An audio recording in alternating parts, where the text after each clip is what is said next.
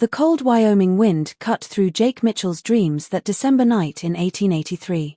In his sleep, he was 28 again, watching Emma smooth her wedding dress. Her blue eyes caught the morning light as she turned toward him for their first kiss as husband and wife. Her smile was sweet and warm.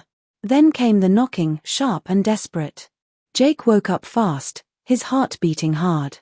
The dream broke apart, leaving only the bitter cold of his empty cabin and that loud pounding at his door. He grabbed his coat, found the oil lamp, and walked through the darkness. The door opened with a creak. Golden light spilled across the porch, and there she stood. Emma's face, Emma's eyes, Emma's small hands shaking in the freezing air. But Emma had been dead for 6 years. The lamp almost fell from Jake's fingers. Was he going crazy? Or had the Wyoming winter finally made him see ghosts? Emma, the word came out like a prayer. The woman on his porch swayed, holding a worn leather bag to her chest. Her fancy dress was torn. Dark bruises marked the white skin he remembered kissing goodbye so many mornings ago. But those eyes, dear God, those were Emma's eyes. "I'm Lily," she whispered, her voice carrying the same musical sound that used to sing him to sleep. "I'm Emma's twin sister. Twin sister." The words hit Jake like a kick from his meanest horse. Emma had written about Lily in her letters, the sister she'd lost touch with after their parents' bitter divorce. The girl who'd stayed in Chicago while Emma came west with their mother. But seeing her now, standing there like everything he'd buried with his wife had come back to life. "Emma told me about you," Lily continued, her breath making small clouds in the cold air. "She wrote that you lived near Laramie, that you raised cattle. The people in town pointed me here." Jake's mind tried to catch up. Lily stepped closer, and he caught the smell of expensive perfume mixed with something else, fear. "Please," she said, and now he could see the tears freezing on her cheeks. "I have nowhere else to go." That's when Jake saw the rest of it, the split lip, the finger-shaped bruises around her throat like a necklace made of violence, the way she pulled back when he moved to help her. "Who did this to you?" Lily's beautiful face, so much like Emma's yet somehow sharper and stronger, broke with relief at his gentle voice. "My husband, Victor Kane," she spoke the name like poison. "He's not a good man, Jake. And he's coming for me." The Wyoming wind howled through the pine trees, promising a hard storm. Jake looked at this woman who had his dead wife's face, saw the purple shadows under her eyes, the desperate hope flickering there like a candle in a storm. He'd been raised to protect women. His time as a Texas Ranger had taught him more about it. And Emma had made him promise on her deathbed to never let the world make him hard. "Come inside," he said quietly, stepping back to let her pass, "before you freeze to death."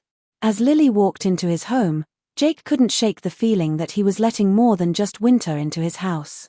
3 days passed before Lily could tell him the whole truth. She sat by his fireplace, wrapped in Emma's old quilt, the one with blue flowers that his wife had sewn during their first winter together. The bruises on her face had gotten darker, but her back was straight. There was steel in this woman that even brutal fists couldn't bend. "Victor owns half of Chicago's shipping business," she said, staring into the dancing flames. "Ships, trains, warehouses. More money than God and twice as mean." Jake poured coffee, noting how Lily's hands still shook when she reached for the cup. "How'd you end up married to a man like that?" "My father set it up when I turned 25. Said I needed a husband to keep me in line." Lily's laugh had no joy in it. "Victor seemed charming at first, flowers, jewelry, pretty promises. I was young and stupid enough to believe them." She pushed up her sleeve, showing a group of healed scars along her arm. "He started small. A slap when dinner was cold. A push when I spoke too freely in front of his business partners.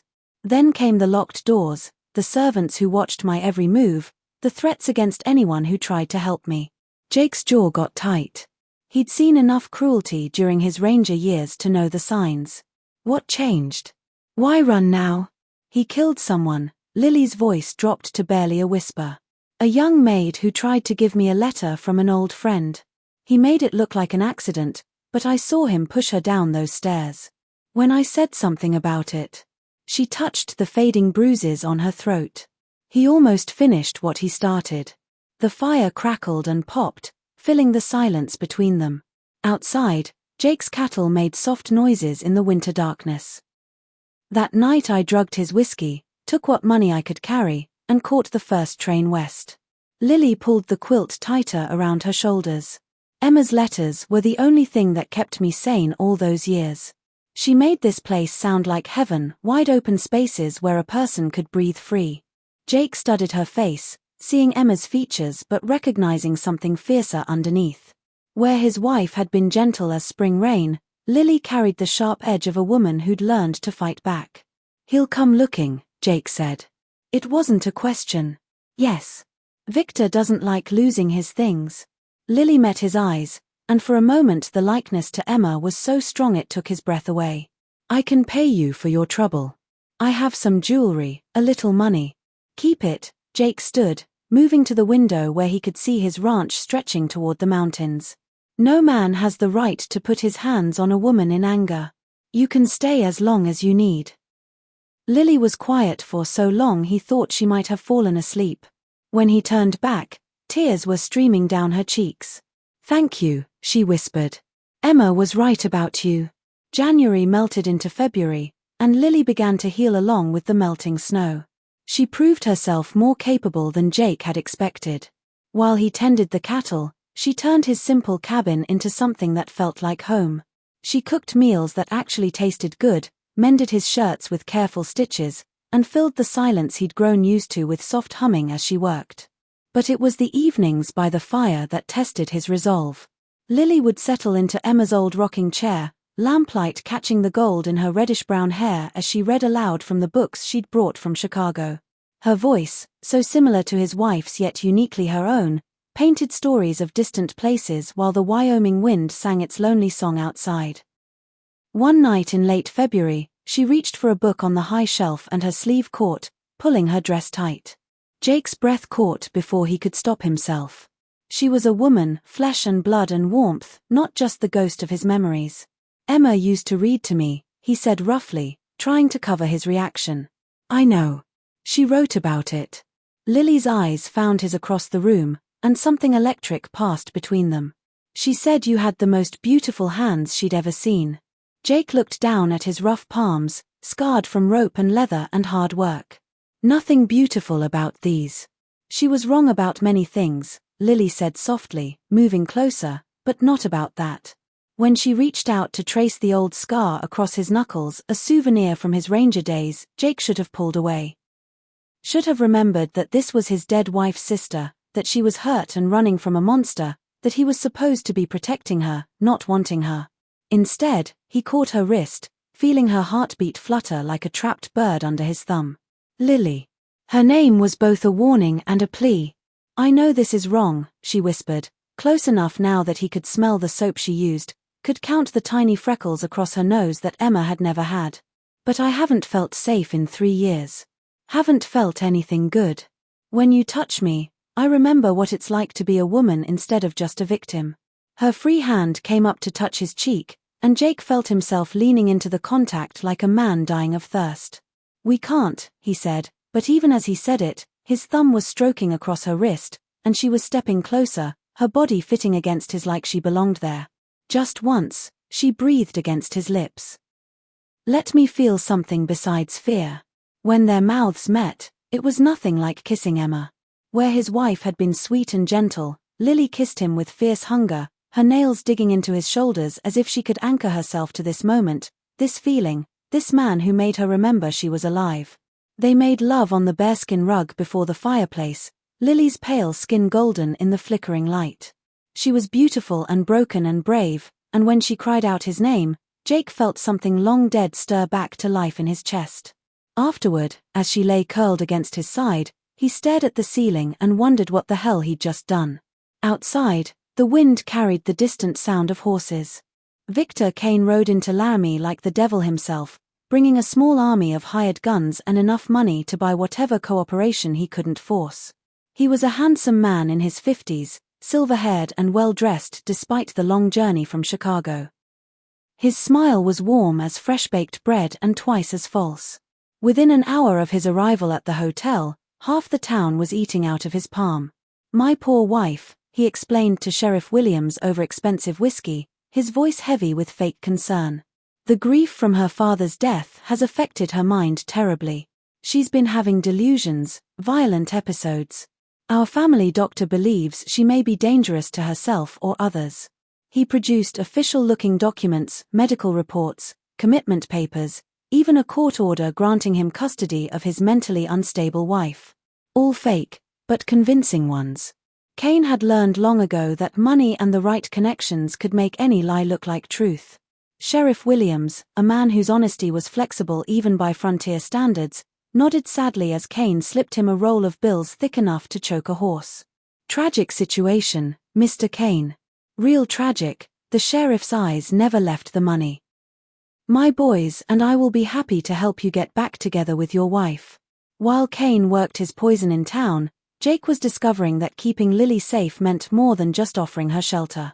The first sign of trouble came from Tom Morrison, his nearest neighbor and one of the few men in the county Jake truly respected. Tom arrived just after dawn, his horse sweaty from hard riding and his face grim.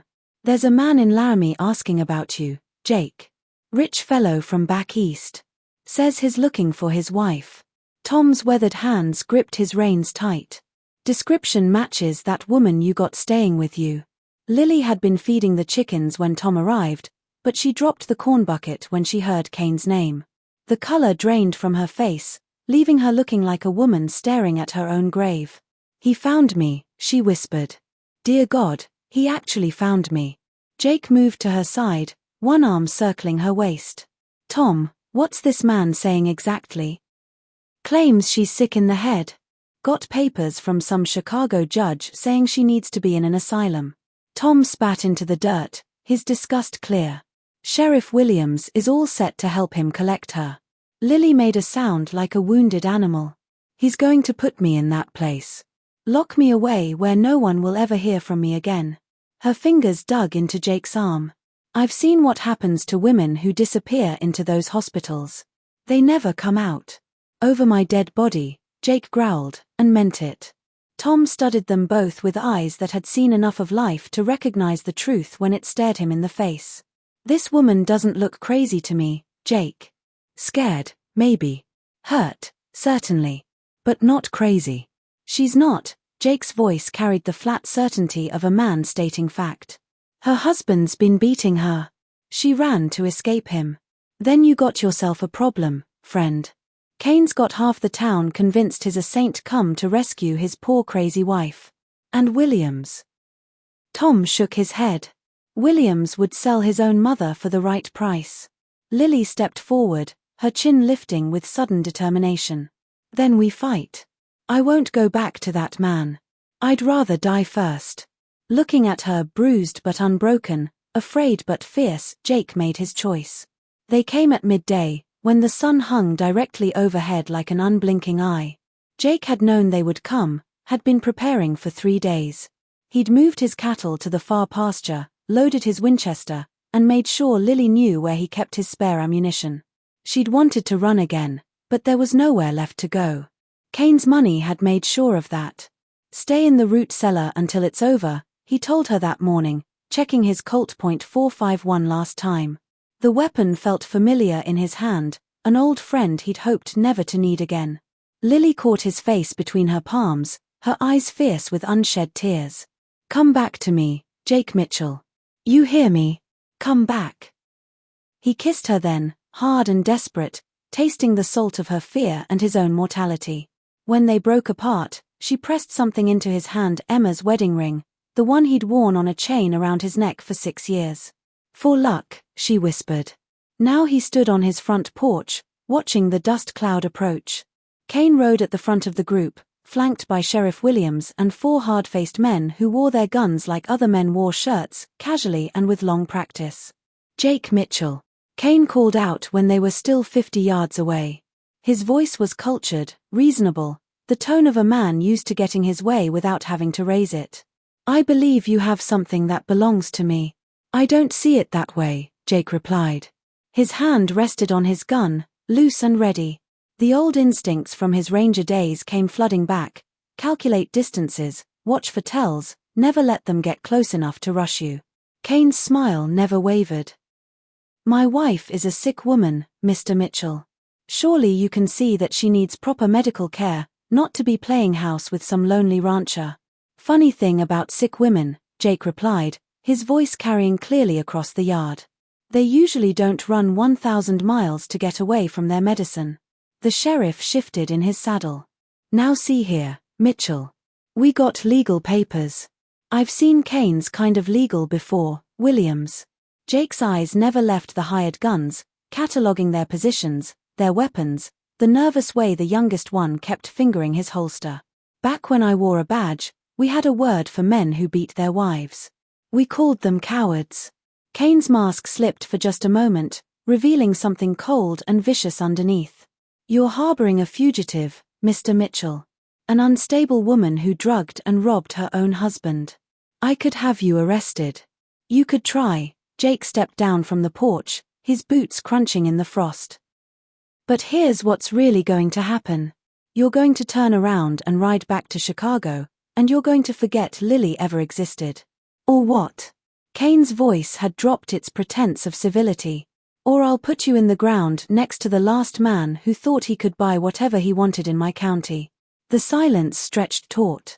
One of Kane's gunmen, a lean man with prison tattoos on his knuckles, started to reach for his weapon. The Winchester roared, kicking dust up between the man's horse's hooves. The animal reared, nearly unseating its rider, while the sound echoed off the mountains like thunder.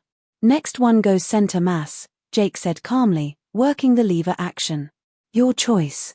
Kane's face had gone white with fury. You're making a grave mistake, Mitchell. I have resources you can't imagine, connections. And I have a rifle and a righteous cause. Jake's smile was all teeth and no warmth. Funny how that tends to even the odds. The standoff might have lasted forever, but Lily chose that moment to emerge from the cabin, Jake's spare Colt in her hands and murder in her eyes. Hello, Victor, she said sweetly. Miss me? Victor Kane stared at his wife like a man seeing his own ghost, and for the first time since arriving in Wyoming, his composure cracked. Lily, darling, he said, his voice strained with false warmth. You look well. I've been so worried about you. Lily laughed, the sound sharp as breaking glass. Have you, Victor? Worried enough to kill poor Mary for trying to help me? Worried enough to forge medical papers to have me committed? Kane's eyes darted to Sheriff Williams, then back to Lily. You're confused, my dear. The trauma of your father's death. My father died 10 years ago, Victor. I mourned him properly then. What I'm mourning now is the woman I used to be, the one stupid enough to believe your lies. She stepped fully into view, the gun steady in her grip. Jake felt a stab of pride at how she handled herself. Lily might have been born to Chicago society, but she'd learned hard lessons about survival. You see, gentlemen, she continued, addressing the sheriff and his men, my husband likes his stories simple. Poor crazy wife, devoted husband trying to help. Very touching. Her smile could have cut steel. Except I kept records. From her dress pocket, she produced a leather journal, its pages filled with neat handwriting. Every beating, every threat, every bribe to keep the servants quiet. Names, dates, amounts. Lily's voice grew stronger with each word. Including the $500 you paid Judge Morrison's clerk to forge those commitment papers. Kane's face flushed red. You little. The curse was barely forming when Jake's rifle swung toward him. Finish that sentence, Jake said quietly, and it'll be the last words you ever speak. Sheriff Williams was looking increasingly uncomfortable. Kane's money was good, but not good enough to risk his neck over a woman who apparently had evidence of federal crimes. Now let's everybody stay calm. Calm? Lily's laugh was bitter. I haven't been calm in 3 years, Sheriff. Not since my wedding night, when my husband showed me exactly what kind of man I'd married. She rolled up her sleeve again, displaying the scars. These are from the first month of our marriage. Would you like to see what the next 2 years brought? Kane's hired guns were shifting nervously, clearly having second thoughts about their employer. One of them, the youngest, actually touched his hat to Lily. Maybe we should just... Shut your mouth. Kane snarled. She's lying. Women like her always lie. That was his mistake. In the Frontier Code, calling a woman a liar to her face was like calling her a whore. Even the sheriff winced. Lily raised the pistol, and for a moment Jake thought she might actually pull the trigger. God knew Kane deserved it. But instead, she lowered the weapon and looked her husband straight in the eye. "I'm not going back with you, Victor. Not today, not ever. You want to try to take me by force." She gestured toward Jake, then at the surrounding mountains. "This is Wyoming territory. Kane looked around the circle of faces, his hired guns avoiding eye contact, the sheriff studying his boots, Jake's rifle pointed unwaveringly at his chest. The balance of power had shifted, and they all knew it. "This isn't over," he said finally. "Yes, it is." Lily's voice carried the finality of a closing coffin lid. "Go home, Victor. Find some other woman to terrorize. I'm done being afraid of you." Spring came early to Wyoming that year, melting the snow and bringing with it the promise of fresh starts. Lily stood on the porch of the cabin, her cabin now, as much as Jake's, watching him work with a wild Mustang in the corral. His movements were patient, gentle, coaxing trust from an animal that had every reason to fear human hands. It reminded her of how he'd treated her those first terrifying days, offering safety without asking for anything in return. Kane had left Wyoming the day after their confrontation, taking his hired guns and his wounded pride back to Chicago. The journal Lily had kept proved even more valuable than she'd hoped. Federal marshals were now very interested in Victor Kane's business practices, and several of his political connections were suddenly finding themselves under scrutiny. Lily was free, truly free for the first time in her adult life. Thinking hard thoughts. Jake's voice interrupted her reverie. He'd finished with the Mustang and was walking toward the porch, his shirt damp with sweat and his eyes warm with the contentment she'd learned to treasure. "Thinking about how far we've come," Lily moved into his arms, still marveling at the simple miracle of being touched with tenderness instead of violence. "Emma would have liked seeing you happy again." "Emma would have liked you," Jake replied, pressing a kiss to her temple. "But Lily's the one who taught me the difference between surviving and living." As the sun set behind the Rockies, painting the sky in shades of gold and crimson, Lily Mitchell. No longer Kane, never again Kane allowed herself to believe in happy endings.